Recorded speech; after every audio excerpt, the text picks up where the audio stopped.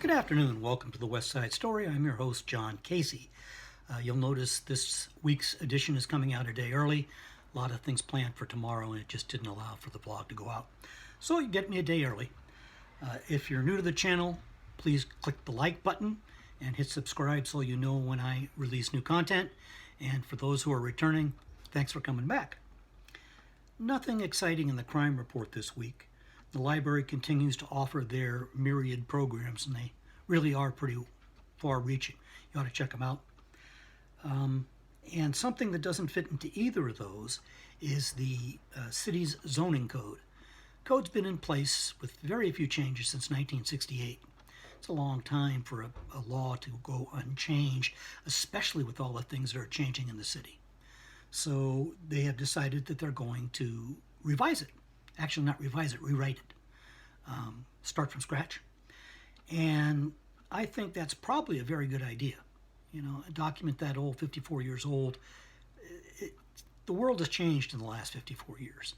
So they're going to rewrite the zoning code, and they are having citizen input meetings. They are on Zoom, and it's a chance for you to tell the city what you think they ought to do with the zoning code. I suggest if you have any interest at all, you check it out. Another issue that's coming up before the City Council, I think we all know about the community cleanup campaign. Happens every spring. The city of Santa Clara goes out and rents a bunch of dump trucks and heavy equipment and hires all kinds of temporary people, and you can put out just about anything. No ammunition, no hazardous material, only 4 tires, and there's some other restrictions, 4 yards of concrete. But it's a great chance to just stick it out there and they haul it away. Unfortunately, this thing costs a lot of money. My perspective has always been that, yeah, but it benefits all of the citizens, so it's a good idea. In any case, Councilmember Hardy, sometimes I refer to her as being across the street. On this side of the El Camino, we're represented by Kevin Park. On the other side of the El Camino, they're represented by Karen Hardy. She's brought up before the council the idea of seriously modifying or doing away with the campaign. I generally side on issues with her, but on this one I have to disagree. That is a cherished Santa Clara service, and they have no business messing with it. So you may want to let your representatives know. On a positive note, the City Council also gave the Parade of Champions $60,000. The parade's a lot of fun. It brings the community together. It's just a great event all the way around. And the only reason the city only gave the parade $60,000 is that's all they asked for. A lot of other people chip in big money. So be looking for the parade in October. It's a lot of fun. To the other side, though, we are facing some very, very serious labor issues in the city of Santa Clara.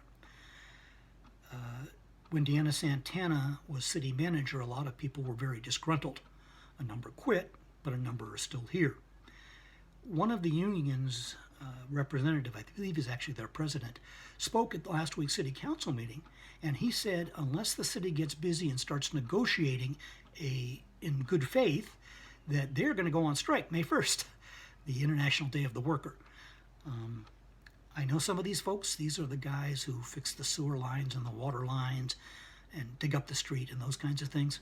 Really good guys, but really hardworking guys also.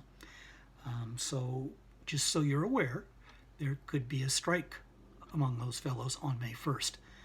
And having personally interacted with Deanna Santana, I'm not surprised she didn't negotiate in good faith. As a matter of fact, I would be more surprised if she did. So keep that in mind also, please. And, you know, the other large government agency that services the city of Santa Clara is the Santa Clara Unified School District. The city and the school district's bounds are not contiguous. There are 4 schools in San Jose and 2 in Sunnyvale. So they're not exactly the same, but most of the schools in Santa Clara are part of the Santa Clara Unified School District. One of the nicer schools is called Laurelwood. It's just to the south of here, and it's At capacity, it's 700 students, and some of the buildings are 50 years old. Again, time to step this thing up a little bit. So the city decided that they would tear down the buildings at the old Patrick Henry site over there on the corner of Benton and Dunford and build the new Laurelwood there. No word on what they're going to do with the old property. But while all this is going on and plans are being made and architects are being hired and studies being done, the principal retired. She had a number of years in and had done a good job, but it was her time and she wanted to retire. And I wish her well. There has been a vice principal there for at least 7 years that I know of, probably longer. His name is Paul Fisher. And he is, Paul Fuller. He is a very, very good administrator, and the kids love him. So a lot of people thought he would be the natural choice to be the principal. Well, unfortunately, this is the Santa Clara Unified, the same place that leaked Dominic Caserta's whole personnel file. There's parts of Paul's personnel file that have been leaked again. This is completely unacceptable. I mean, once might have been, we should have been more careful. This is the second time. Somebody's obviously not too concerned about data security. So I'd like you to keep an eye on that, and just keep in mind that just like the city council, the school board works for you. It's not the other way around. They can't tell you what to do. You tell them. And I think that's a very important concept we need to keep in mind. And that's about it for this week. Thanks for tuning in, and please stay safe.